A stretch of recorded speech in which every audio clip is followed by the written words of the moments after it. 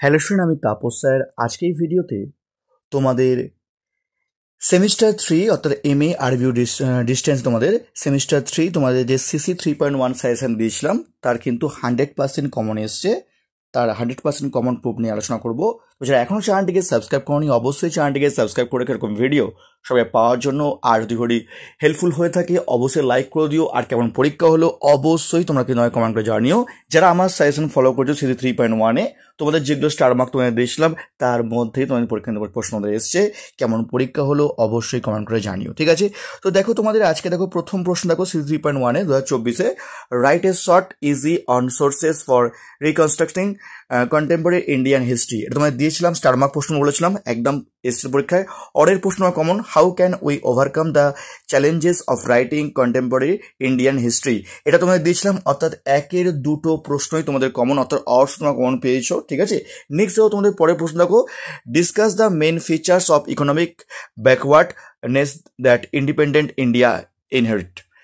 অরের প্রশ্ন দেখো, reflect on civil liberties and representative democracy in contemporary India. দুটোই কিন্তু এসছে, দুইটা দেখো তোমাদের দুটোই প্রশ্ন এসছে, দুয়েরটাও এসছে এবং অরেরটাও তোমাদের কমন এসছে, ঠিক আছে? নেক্সট দেখো পরের প্রশ্ন 3-এর দেখো, critically analyse the national emergency declared by Indira Gandhi. এটা তোমাদের দিইনি আমি সাজেশনে।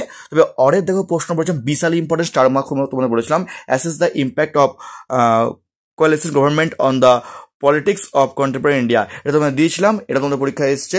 আর তোমাদের এবার তোমাদের দেখো তোমাদের প্রমাণ দেখো তোমাদের এই দেখো তোমাদের দেখো প্রথম প্রশ্ন দেখো তোমাদের এটা তোমাদের এসছে। নেক্সট দেখো পরে দেখো তোমাদের 2 নম্বর প্রশ্ন দেখো, right a short easy source of reconstructing contemporary Indian history. এটা তোমাদের এসছে ইউনিট 1 থেকে 2টি কমন। এবার দেখো ইউনিট 2 দেখো তোমাদের এটা তো ফার্স্টে তোমাদের এসছে তোমাদের, অর্থাৎ সমসাময়িক ভারত নাগরিক স্বাধীনতা এবং প্রতিনিধিত্বমূলক গণতন্ত্রের নির্মাণ সম্পর্কে বিবরণ দাও। এটা আমাদের এসছে। এবং ইউটিউব দেখো তোমাদের এটা তোমাদের এসছে, discuss main features of economic backwardness that and independent India had to inherit. তোমাদের এটাও তোমাদের এসছে, অর্থাৎ ইউনিট 3 তোমাদের 2টি তোমাদের কমন এসছে। এবার দেখো তোমাদের ইউনিট 3 দেখো তোমাদের এসছে তোমাদের দেখো তোমাদের যে দেখো as is the impact, first প্রশ্ন তোমাদের কিন্তু এসছে, অর্থাৎ ইউনিট 3, অর্থাৎ তোমরা কিন্তু 3টেই কমন তোমরা পেয়ে গেছো। ফার্স্ট ইউনিটে 2টো কমন পেয়েছো, সেকেন্ড ইউনিটে 2টোই কমন পেয়েছো তোমরা, এবং থার্ড ইউনিট তোমরা কিন্তু একটা কমন পেয়েছো, অর্থাৎ লিখতে পেরে গেছো তোমরা কিন্তু। অবশ্যই যারা সাজেশন ফলো করেছো কেমন পরীক্ষা হলো অবশ্যই কমেন্ট করে জানিও। আর যদি কেউ তোমরা 4th সেমিস্টার MA পড়তে চাও আমার কাছে, তো স্ক্রিনে ফোন নাম্বার দেওয়া আছে এরকম সাজেশন আগে পাওয়ার জন্য।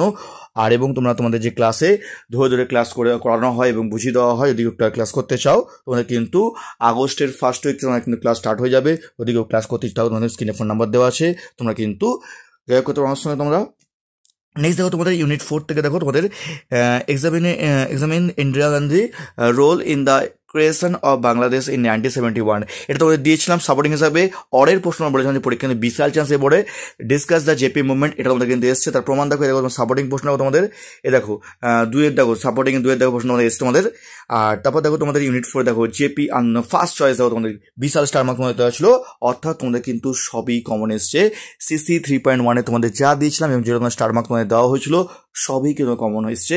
কেমন পরীক্ষা হলো তোমরা কিন্তু অবশ্যই আমাকে কমেন্ট করে জানিও। তোমাদের কমেন্ট এবং তোমাদের লাইক কিন্তু আমাকে এই ধরনের ভিডিও তোমাদের সাজেশন বানাতে আমাকে কিন্তু আরও উৎসাহ দেবে। তোমরা কিন্তু পারলে কেমন পরীক্ষা হলো তোমরা কিন্তু অবশ্যই তোমরা কিন্তু আমাকে কমেন্ট করে জানিও আজকের এক্সাম তোমাদের কেমন হলো।